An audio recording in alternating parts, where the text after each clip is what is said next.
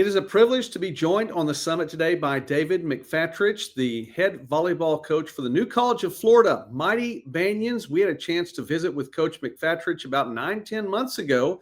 And so, lots of times we do previews, Coach. I think this is more of a follow-up to that video. And I'd love to get a chance to preview again as you get closer to the upcoming season. Right now, though, let's talk a little bit about what's happened since we visited last time. And I really enjoyed that visit, Coach. It was a blessing to me. So let's look at 2025 then, and that's an appropriate number, 20-5. That was your record there in your first season with the Mighty Banyans. Give me a 50,000-foot overview of the season really quickly. 80% winning percentage as well. Well, first of all, it's good seeing you again. Yeah, we did that interview just a month or so after I got the job. So I've been on the job, I think, for about 10 months now, and it's been fantastic. I got to tell you, it's a great place to be. Really excited about being here. Don't know if my daughter had joined me as my assistant coach the last time we talked, but she played Division I for me as a libero, so she's my assistant coach. So what a blessing for me, man. It's a great place to be in a great part of the country, and I get to do it with my daughter. So very thankful for what we consider a really good year. Our first year, you're right, we went 20-5, and we started out and just not sure about what we had. As it turns out, we beat a team in the very first weekend that went on to the NAIA National Championship tournament, but we had no idea. I had no idea, to be honest with you, the level of play to expect, what it takes to get to the NAIA National Championship, to the tournament. I had no clue. I still don't know a lot. I'm just learning about the high schools and the colleges in Florida, and but we ended up third in the conference, and we actually beat the second team in the conference 2 out of 3 games, and they're a very good team, very well coached. And we went to the conference tournament. Now, to go to the NAIA National Championships, I found out that you have to have a certain number of teams in your conference to be able to get 2 automatic bids. And so we didn't know any of this stuff. And if you recall, we got here kind of late, so we didn't get a chance to schedule as many tougher teams as we would have liked to. We didn't even know who the tough teams were.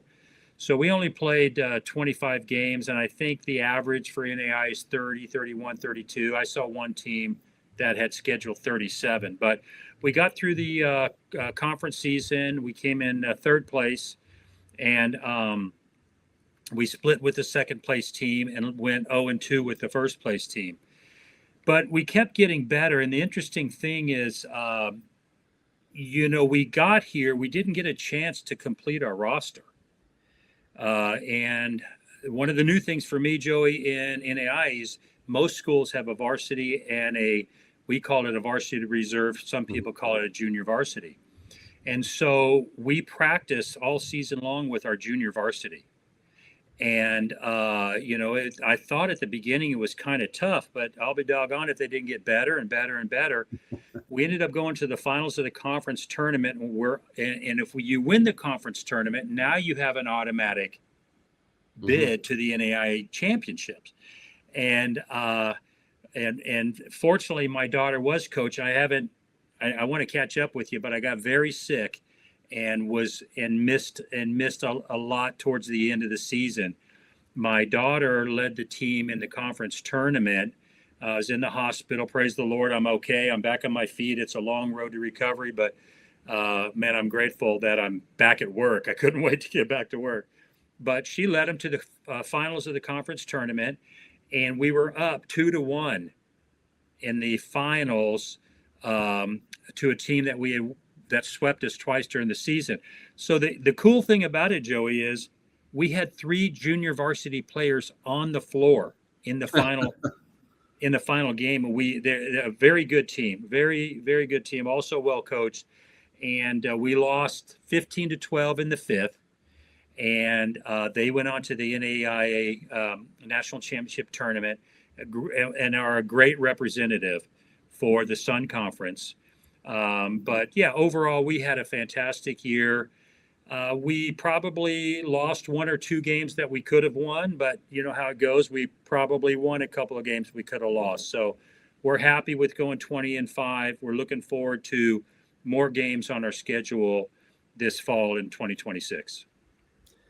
Coach, so much to unpack right there. And let me say, I agree with you. I understand. Had a little sickness a couple, 18 months or so ago and wind up in the hospital. Praise God to be alive. And then recovery is what recovery is. It takes a little bit sometimes to get through that. But, with your season, as you're talking about too, I mean, there was a 6-match winning streak. Near the end, though, you win up until that last match in the conference championship. Which, by the way, St. Thomas is a good team. I mean, 3 of your 5 losses were to St. Thomas, so that's not right. bad. And they were 27-5 themselves, and again, NAIA tournament bound.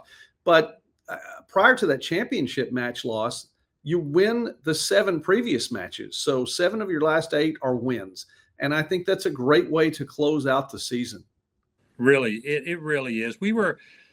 I was so out of it that I thought we would get an automatic bid to the NAIA tournament, but I didn't understand it. We only have 8 teams in our conference. I think if we would have had 10, possibly we could have got in. I think we had wins over 3 or 4 of the teams that went into the tournament. And so I don't know a lot of the coaches in the NAIA, but some have called me and said, hey, you probably should have been in. I don't think a lot of people. It's only the second year for the entire program, so we would have liked to have got in. But St. Thomas represented us very well. If Southeastern would have made it, they would have represented us very well. And so we're thankful for a good season. You're right; those streaks do give you a lot of confidence, especially going into that conference tournament. And I was really proud of the players, and I was proud of my daughter, Coach L, for just leading them to those wins. They were tough. Two first ones were the first 2 were tough, and then that last one was ended up being a tough loss, but to a well-deserving team. We had some really, really solid people in our program this year. We had, like I say, we practiced our JV and varsity practiced on one court all year long, and some of those young kids was kind of cool. They just kept getting better.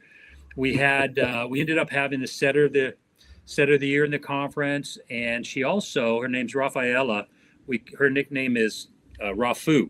So Rafu was actually the first New College of Florida athlete to be named National Setter of the Week. And she was conference setter of the week 4 or 5 times, and in a conference with some really good setters. And so any of them could have got the honor, but she was the setter of the year and first team all conference. And then she went on to be named all regional. And I think she ended up 4th in the nation in assists per game.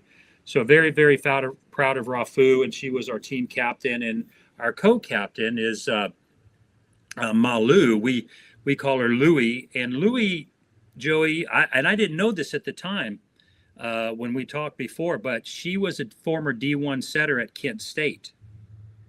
Okay. And she came here, and we made her into a libero. And how proud are we of her? She might have played DS a little bit last year, I don't know, but she ends up being libero of the year in the conference. And again, several good liberos around the country and in the conference. And they were both named to the all-region team. So we're very proud of them and what they accomplished, not only on the court, but as leaders, captain and co-captain, really made a strong impression on our team. And we're very satisfied with being 20-5. And, I know I can't speak for some of the coaches that are out there, any of the coaches out there.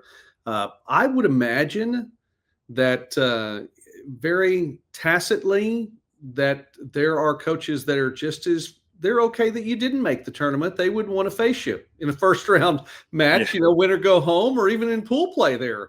So I would imagine that you probably more coaches around the country, and especially your region, your area, know who New College of Florida is now.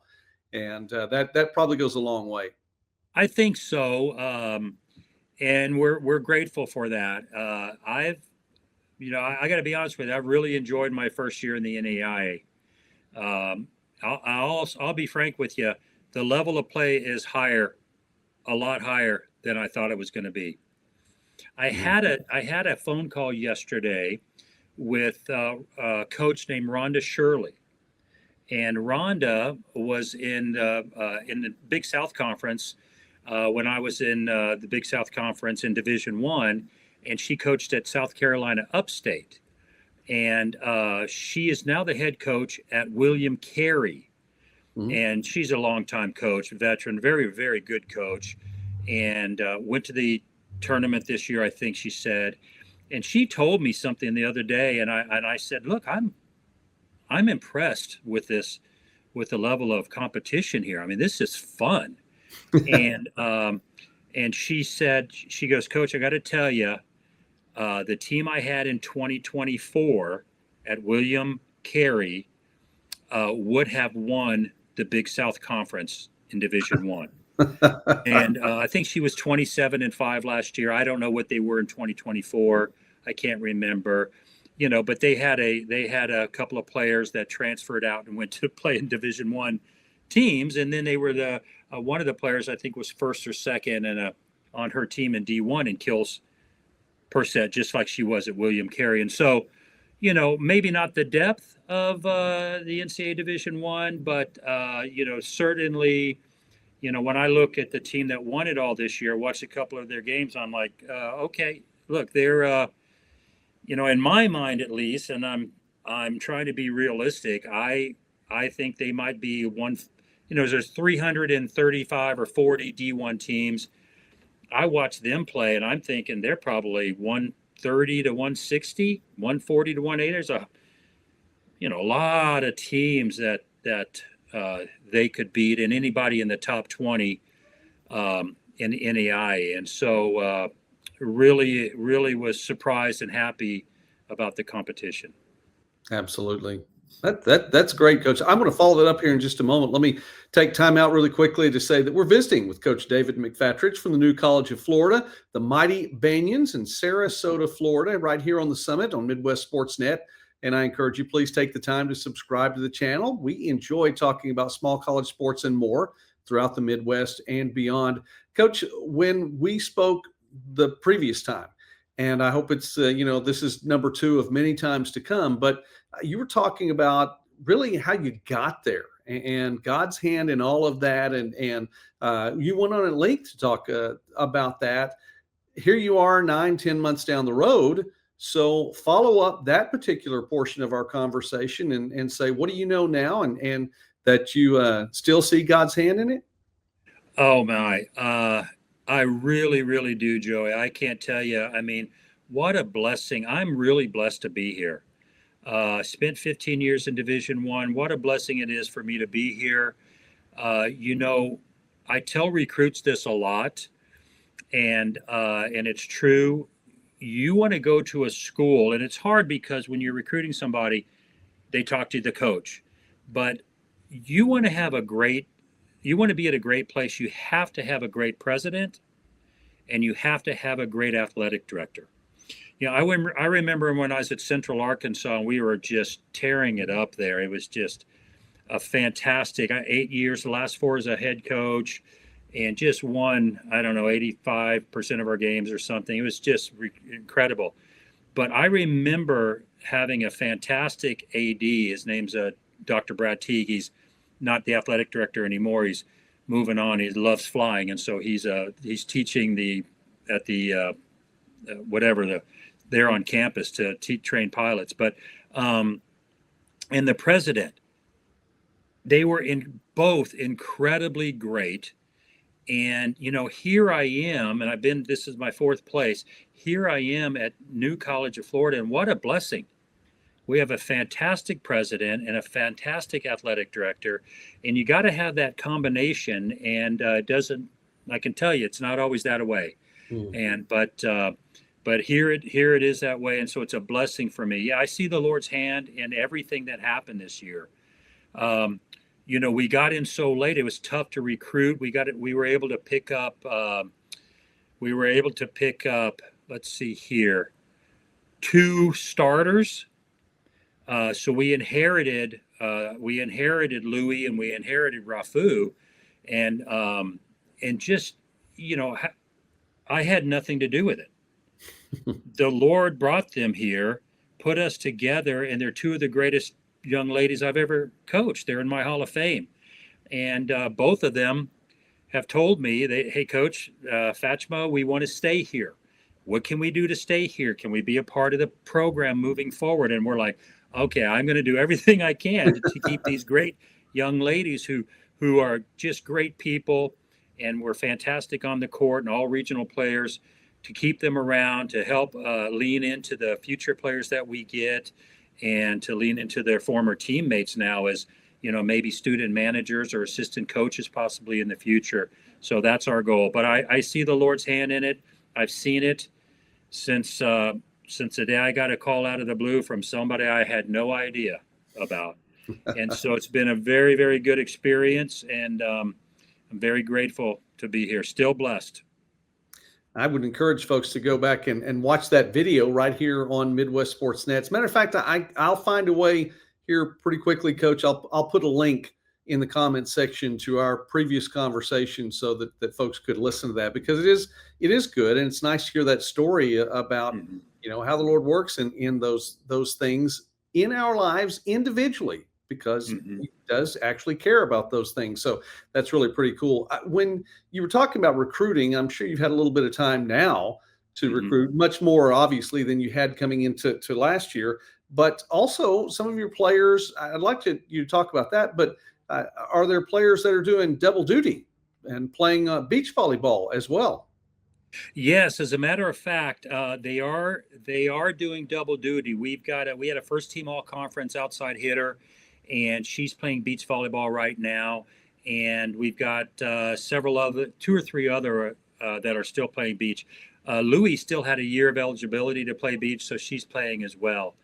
I will tell you, in the future, we're trying to move away from that. We have an agreement between, I'm actually the sport administrator for beach volleyball, and we've got a great head beach volleyball coach and a great assistant coach. They're both pro players, and they're both fantastic and really good role models for our players. And so we talk about this all the time, because we have had several incidences where people have had asked to play both. So for the vast majority of the time, we're going to keep them separate moving forward, starting next year. But if we have that player that, it might be on our junior national indoor team and one of the best players perhaps on the beach in her country or state or whatever, and we don't want it to be a deal breaker for them. So we are going to allow exceptions, but for the most part, we're going to move towards more separation between the teams. You mentioned Division I and now seeing this from the NAIA level. I'd love to hear your take on perceived differences and from your perspective, some real differences between those 2 national affiliations, Division I and NAIA, at least on the volleyball court. Sure. Well, there's a wide range of talent in Division I. With 340 I think there's 340 D1 volleyball playing schools right now. There's just a huge range of talent and ability. And that's probably a good thing. And so the top NAIA schools, from what I can tell, and again, I've just had my first pass, but the top NAIA, the top 20, the top 25, they're right there. They're right there in the middle of the pack, at least in my opinion, with NCAA Division I. I think a lot of people got it wrong. We had a player come here last year, Joey. She was applying to come in before or right after we talked. And she's from Italy. She's a middle blocker, and she had 2 full scholarship Division I offers. And interestingly enough, I knew I was in a recruiting war with her, but I didn't know that one of the Division I coaches was one of my good buddies. But he knew I was one of the options to this young lady. Well, he offered her a full scholarship, and he was going to be able to pay her her airfare back and forth as she traveled to and from Italy. I didn't know it at the time. After she committed to us, I said, "Look, I didn't want to ask, but I want to know now, who was it?" And just a fantastic guy and a great coach at Northwestern State, Ben Cazzetta, and a godly guy. I don't even know what their record was, but I can tell you by the type of person he is, leaning into the lives of those players. They're lucky to have him. Just a great guy. And he's like, and my nickname is Fatchmo, like I told you before. And he says, "Fatch, I knew all along that she was talking to you guys, but I wasn't going to say anything. Hey, if you go play with Fatch, if you can play with him, go. Good friend, good coach, whatever." And so it ended up that she committed here, and she had started the entire year for us. And so that's, we get that. The what I was told was the top 20, top 30 maybe in NAIA. I think there's 250 NAIA teams. They're chock full of mid-major D1 talent. And the reason I know that is because a NAIA coach of mine, friend of mine, was the assistant coach at a team that's won a couple of national championships in the NAIA, and he was the recruiting coordinator there. And he told me who he went after, and he said, "I went after a bunch of mid-major D1 talent, and we got them." And wow. So top 100, top 120, maybe not so much. I don't know. But I think 130 to 140, 150, 160, 170 for those top 10, 15 teams in NAIA. They could compete there, and then a lot of the other ones could compete with the rest of the NCAA. That is quite a take, and and you have the perspective to do it. So that's fairly unique to be able to have that perspective. Well, Coach, I know part of what we want to do today was catch up, and I look to preview with you a little bit later on in the spring or into the summer, just a little bit, and you'll know more about your team for sure then. But as we wrap up this time, what do you look ahead to 2026? What do you see just right now as we've just turned the calendar and you're looking ahead to this next year? Well, we're excited. I will tell you that this was our second year, so we've had a little bit more time to recruit. So we're getting some pretty good looks. So we've got some commitments. The academic requirements here are pretty strong and getting tougher. That does narrow the pool a little bit, but we're working hard. I'll be honest with you. I don't consider myself a great recruiter, but we pray to the Lord that He would provide us the kids that He wants us to have. And we're relational coaches. I can tell you I have a lot of friends in the coaching world, Joey, and a lot of them are a lot more transactional than they used to be. And I get it. It's changed. It's changed over the last 15, 20 years. There's no doubt about it. But we tell our recruits and our prospects, and I was told one time by the recruiting director at the best club, one of the top clubs in the nation. One time this is what I do. When somebody wants to play here, we're recruiting somebody, I just give her the names and numbers of all of our players, and they can call them and they ask them anything they want. Is Coach Fatch tough? Is he going to make me better? Whatever. My players don't know they're getting a call. We don't warn them or anything. They don't know who the player is. They just say, "Hey, Fatchbo said I could reach out to you to ask some questions." And the recruiting coordinator for that really, really strong club, she told me one time, she goes, "Fatchmo, nobody does that." Nobody does that. And I think we need to do it. None of us coaches are perfect. There's a whole lot of good in the worst of us, and there's a little bad in the best of us. But I do that. And if the parents have any questions, I let the parents talk to former player or current players' parents or former parents of former players as well. That's how I recruit. My last stop, I was at a D1 school. I had $700 in my recruiting budget, which means it disappeared before the season was halfway done. Yeah. And I went on 2 recruiting trips in 4 years. And fortunately, the Lord brought us my last group that was in there. One of them transferred, started at Clemson. One of them transferred, started at Colorado State. One transferred and started at Texas San Antonio. And so the Lord brought us those players because I just couldn't get out. Yeah. And when you have no recruiting money and you're limited to 8.9 scholarships like we were, it's tough. But the Lord was present in our situation there because he gave me a fantastic assistant coach who's like another daughter to me.